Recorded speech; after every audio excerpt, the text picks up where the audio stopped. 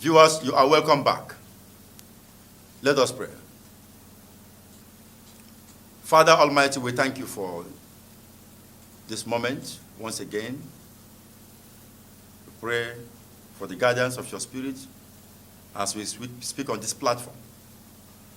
We pray that you use this message to touch someone somewhere, to glorify yourself in our midst, individually and collectively, in the name of our Lord Jesus Christ. Amen. We have come back to Astral Wars Against Earthmen, this time part 20. And we'll be dealing on weakening devices of darkness, number 4. Furthermore, let us also read that 1 Corinthians chapter 10, verse 20. We've read it in previous episodes. I want to read it once again. 1 Corinthians chapter 10, verse 12. It says, "Wherefore, let him that thinketh he standeth take heed lest he fall." This advice is for you and I. As we stand or think that we are standing, when you stand, you know you are standing.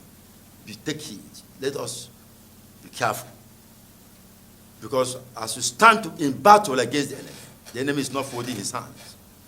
It's also a battle, sending back. Because like as I said, the target of the enemy, one of the foremost targets, is to strike you upon the point of your strength. And if the examples are bound in the Bible, if you read the Bible very well. Now let us take somebody like Moses, the great prophet Moses. What was his point of strength? His point of strength is mentioned in the Bible.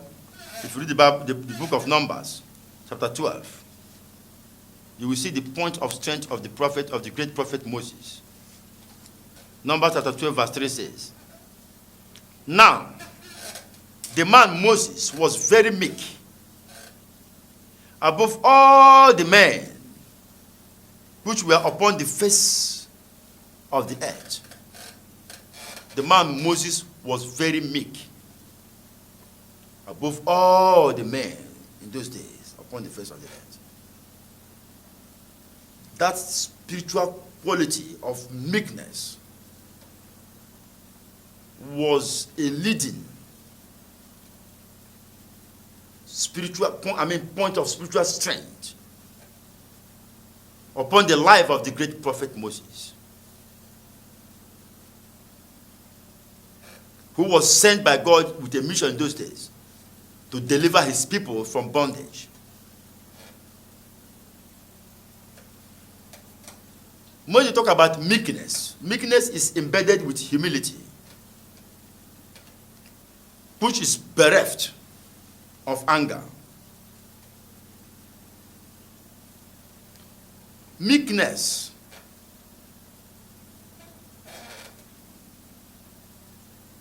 expresses humility. And that quality is very important. And among all the men in those days, Moses was very meek above them all. Even our Lord Jesus Christ in his time, Matthew chapter 11, verse 29.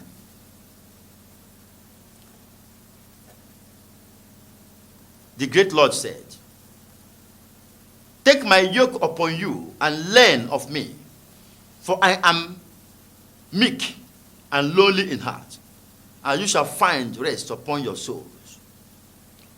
Verse 30 says, "For my yoke is easy and my burden is light."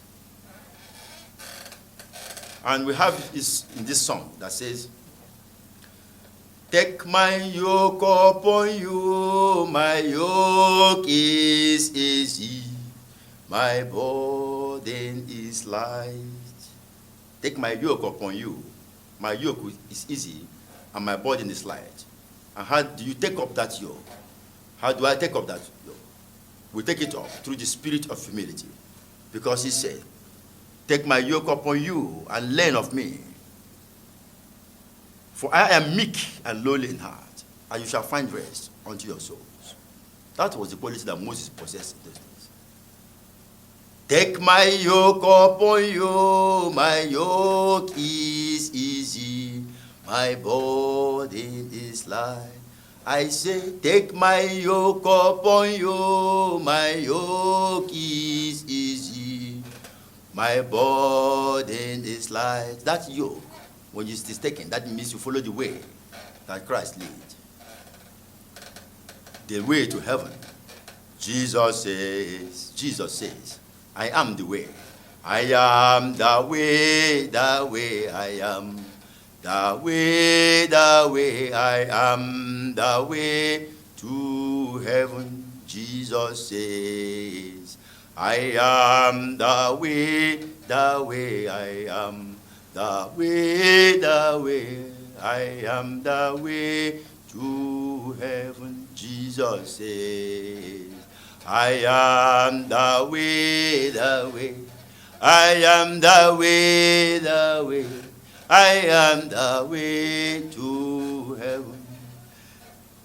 The way to heaven, the way of meekness, the way of light. And Moses was the meekest upon all. And that way, there's no anger there. It's bereft of anger. Even if anger is expressed, like when Moses left the presence of Pharaoh, angry. That one is a different, it's an expression for one disobeying, standing in the position to work of God. You know, he now manifested that. At that time, it was never counted. Even Jesus Christ, it was not in laughter and happiness that he drove away some charlatans and some people from the temple in Jerusalem. But ultimately, the spirit of meekness is the predominating element of strength of Moses. And you see, if you understand the way astral wars go, you will know that the major point of attack against Moses will come against that point of his spiritual strength. That is how it goes in the life of every human being. What is the thing that made Moses not enter promised land? It was the opposite of meekness. At a point, that great one, Moses, was stepped down via attack of the astral forces, that he could not even enter the promised land. If you read the book of Numbers, chapter 20, verse 7 to 12, you will understand that God told Moses what to do, to speak to a rock. Moses did that, and in addition, in anger, he struck the rock twice. And that was what caused his not entering the promised land again. Now, if you read the book of Numbers, let's read it, chapter 20. We will start from verse 7 to 12. It says, And the Lord spake unto Moses, saying, Take the rod, and gather thou the assembly together, thou and Aaron thy brother, and speak ye unto the rock before their eyes. And he shall give forth his water, and thou shalt bring forth to them water out of the rock. So thou shalt give the congregation and their beasts drink. And Moses took the rod from before the Lord, and as he commanded him. And Moses and Aaron gathered the congregation together before the rock. And he said unto them, Hear now, ye rebels, must we fetch you water out of this rock? And Moses lifted up his hand, and with his rod he smote the rock twice. And the water came forth, and the water came out abundantly. And the congregation drank, and their beasts also. And the Lord spake unto Moses and Aaron, Because you believed me not, to sanctify me in the eyes of the children of Israel, therefore you shall not bring this congregation into the land which I have given to them. You see that? Speak to the rock. If that spirit of humility, if that spirit of meekness was in total dominion that time, there wouldn't have been any iota of exasperation, because when he called them rebels, say, Here are you rebels. And that the statement he made those we had the outcome of provocation. There was anger element. And he did what he was never commanded. He hit the rock twice. Though the Lord still gave them water to drink. But he told Moses, now because of this you have done, this you have done means you don't believe in me. And this you have done means you did not sanctify me before the people. Therefore, because of this, you and your brother will not lead these people to the promised land. And it was so. Even because of this offense, when Moses eventually, after so many generations and years, the prince of darkness came to struggle his body. The prince of darkness, the hierarchy of darkness, felt that they need the subtle fabrics of Moses' body, because the pronouncement was made by the Lord that Moses did not believe. And the Lord spake unto Moses and Aaron, because you believed me not, to sanctify me in the eyes of the children of Israel.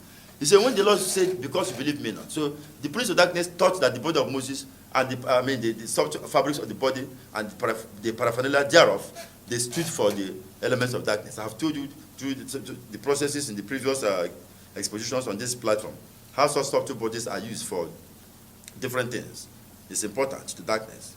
And it's also important to light. The prince of darkness came to struggle that body, to take it. But the archangel Michael was sent by the Lord, and something happened there. It's in the book of Jude. And there's a lesson to be learned there, which will come with that lesson one day here on this platform. We'll come to say something about that. Now, but because Moses was a chosen one, those things were not ultimately counted. Though it was pronounced by the Lord, and it was the basis of his not entering the promised land. But those things were off record. Therefore, using it as astral right of attack, the angel had to appear. It was the appearance of the archangel Michael to rebuke the prince of darkness that showed that incident was off record. It was not ultimately used against the whole self of the departed prophet Moses. But the point here is that Moses fell at that point from his own point of strength. Now, if you look at another human being mentioned in the Bible, look at somebody like Elijah. What was his point of strength? Fearlessness. Somebody that is very bold, with enormous power of the Lord. And it was totally fearless.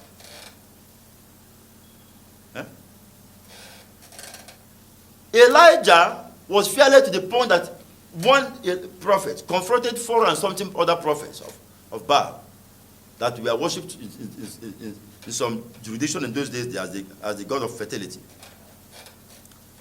And even got them killed. You see? No fear in him. Mighty power of God in him. That was the point of his strength. But do you know that Elijah derailed?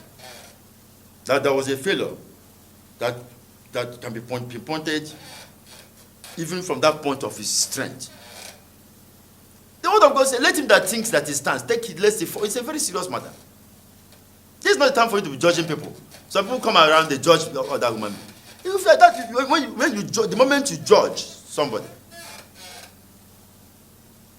and you speak ill against somebody, no matter how pleasing it is in the ears of people who join you at that level to gossip, and in the divine sphere, it is known that you are just parading your deficiency. That is, you are spiritually deficient. And your judging others is just a parade of self. Spiritual men do not participate in such things.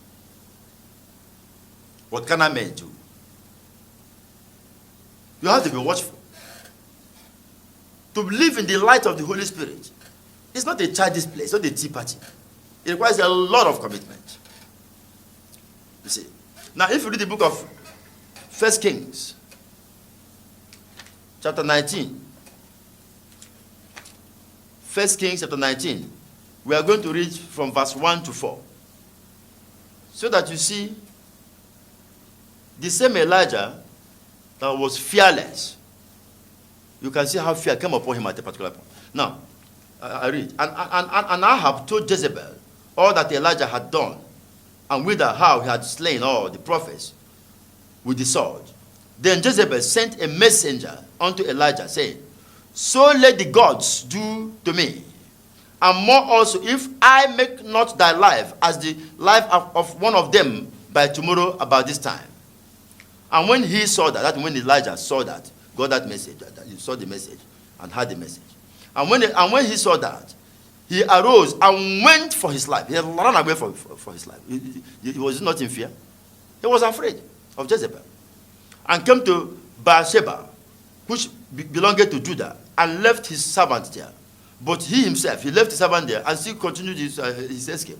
But he himself went a day's journey into the wilderness and came and sat down under a juniper tree. And he requested for himself that he might die, and said, "It is enough now, O Lord, take away my life, for I am not better than my fathers." See, all these expressions, the action of Elijah, and this expression, they were the outcome of fear of Jezebel. But that was a man that had power to go and read the story of Elijah. You see, so these are the things we are talking about. That, from that point of strength, when the enemy used Jezebel to strike upon that part of strength, Elijah was weakened from that point, ran away, though he was later strengthened.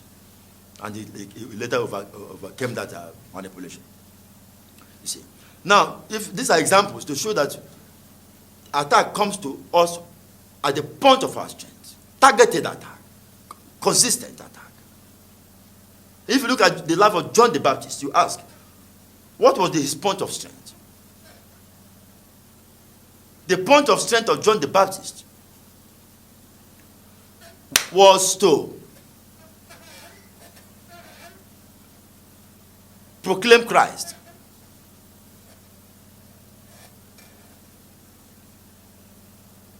Now, when you read the Bible,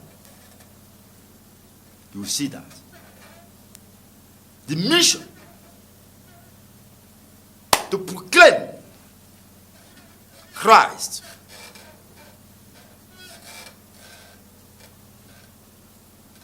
The mission to proclaim Christ. The power in that mission.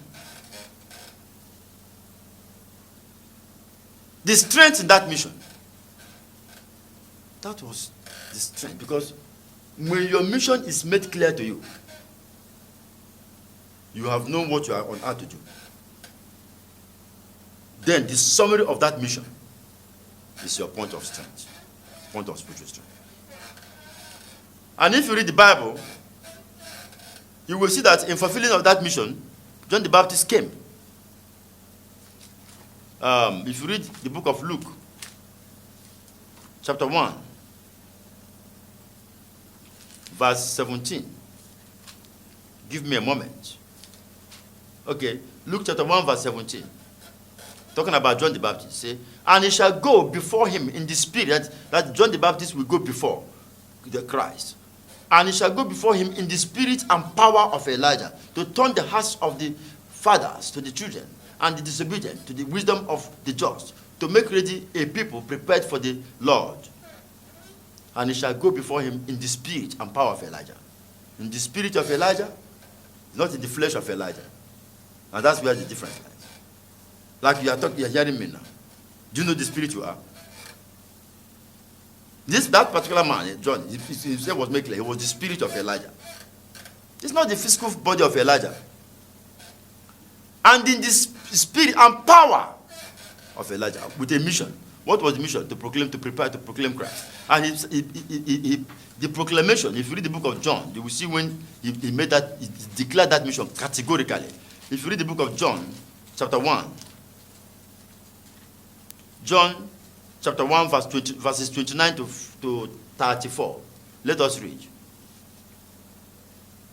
The next day, John saw Jesus coming unto him and said, Behold the Lamb of God, which taketh away the sins of the world.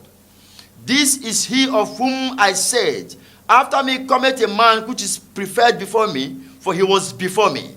And I knew him not, but that he should be made manifest to Israel. Therefore am I come baptizing with water. And John bare record, saying, I saw the Spirit descending from heaven like a dove, and it abode upon him, and I knew him not. But he that sent me to baptize with water, the same said unto me, Upon whom thou shalt see the Spirit descending and remaining on him, the same is he which baptized with the Holy Ghost. And I saw and bear record that this is the Son of God. John made this proclamation. And that was the fulfillment of his mission. He proclaimed Jesus, the Christ. He proclaimed him as the Christ. He proclaimed as the Lamb of God. He proclaimed him as the Son of God. You see, that was his point of strength. For as long as he continued in that proclamation, and if any attack that will come against John, we strike on that proclamation. We strike upon that conviction that he had that this man, this individual, this person that you see as a human being, he's the Lord in manifestation. He's the Christ of that advent. You see. But look at it. Did John not did he not fail from that point? He still okay, look at this proclamation he made. Openly, this was openly in the crowd. Everybody heard him. If you read the book of Luke chapter 7, you see the incident that represents a kind of failure on the part of John from that point of his spiritual strength. If you read the book of Luke chapter 7, we are going to read verses 19 and 20. It says, and John, the same John the Baptist, calling unto him 2 of his disciples, sent them to Jesus. This was that's like it's a secret now, saying that to ask Jesus Christ. The same John that proclaimed Jesus Christ as the Lamb, as the Son of God. Look at what he sent those 2 disciples to go and ask Jesus Christ secretly. He said, art thou he that should come, or look we for another? He was not asking Jesus. Are you the one that are you the real Christ? Or are you the false Christ, so that we can look for another Christ? That is the thing. Is that statement not a failure from what he earlier proclaimed? Now, verse 20. When the men were come unto him, that they came unto Jesus, they said, John Baptist has sent us to thee, saying, art thou he that should come, or look we for another?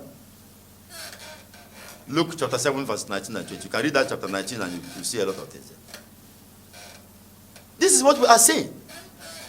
Now remember, we are talking. These are things, incidents around great ones. Moses, Elijah, John the Baptist, and some others. Let him that thinketh he stands, and let he lest he falls. If a whole John the Baptist, who proclaimed Jesus as the Lord, we send people secretly to begin to ask him, are you truly the Lord? Don't you see something there? That straw attack is enormous. It works in different facets. It works on different platforms. We have to be very careful.